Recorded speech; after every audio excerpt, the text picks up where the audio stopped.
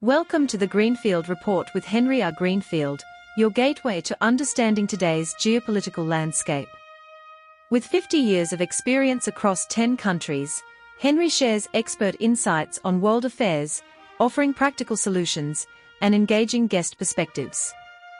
Dive into the Greenfield Report for lively discussions on the issues that matter. This is Henry R. Greenfield reporting from Zurich, Switzerland, the financial center of Europe, as well as one of the richest places on earth, a place where all men must serve in the military, and a great proportion of women also do the same. It is a place where every man who serves in the military has a gun and keeps it in his house. And if he would like, after he's finished serving in the military, he can keep that too. It is a place of high gun culture. If you think the Second Amendment in the United States is strong, in Switzerland, guns are a key part of their society. You would wonder, with all the guns around and gun clubs and teaching of children about guns when they're very young. Think of Tyler Robinson, who is the alleged murderer of Charlie Kirk, who learned about long guns when he was younger, and who, of course, obviously went off the rails and committed a horrendous murder. But in Switzerland, what actually happens? Well, let's look at the numbers. If you like to ask what is the number one safest country in the entire world, well, you already know where this is going. Yes, it is Switzerland, number one. Numbers 2 through 10 are all in Europe. Europe, and more Europe. In fact, if you look at the top 20, they're almost all Europe with the exception of number 8, New Zealand, and number 9, Australia. Otherwise, it's all Europe. But let's go back to Switzerland. Switzerland has more guns. Australia has a lot of guns. So what is it about the guns in the United States? And what is it about the guns in Switzerland? Let's take a step back again. Switzerland is the opposite of the United States in terms of trying to limit voting. In Switzerland, it is said that the average person in the country does not know who the president of Switzerland is. However, every person in Switzerland knows who the leader of their canton is.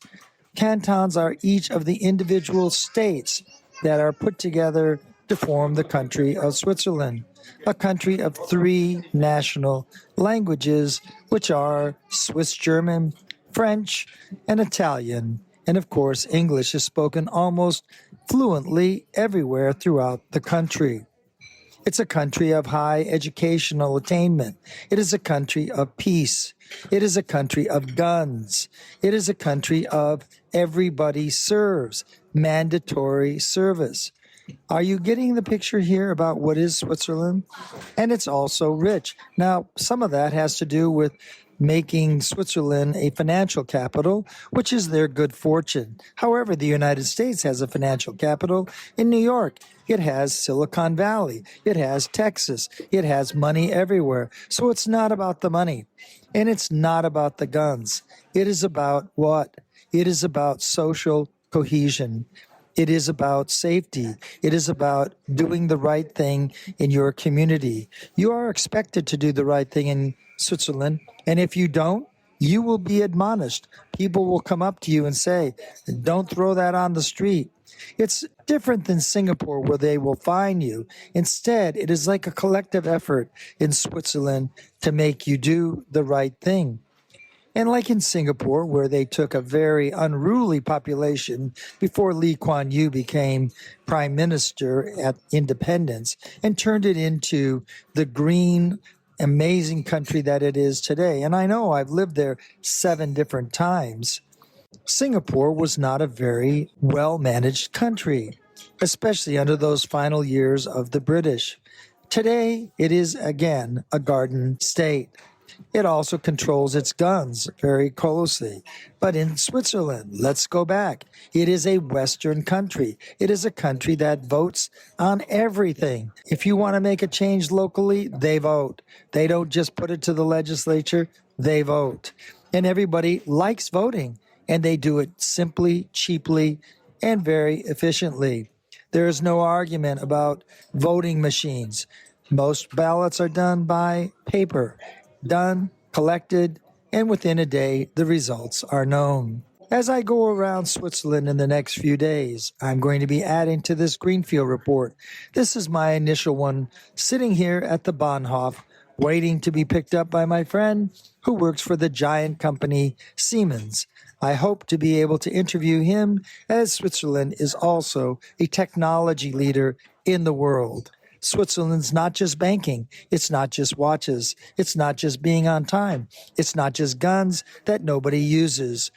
Oh yeah, they use it for hunting, they use it for shooting, but they do not use it for killing.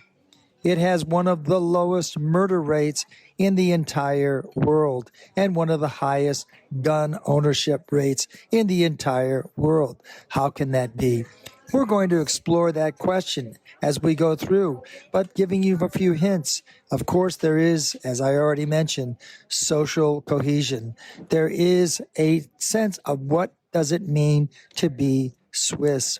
In the United States, there seems to be now lost two polarized sides, one saying benefits, the other side saying no benefits, kick out the immigrants.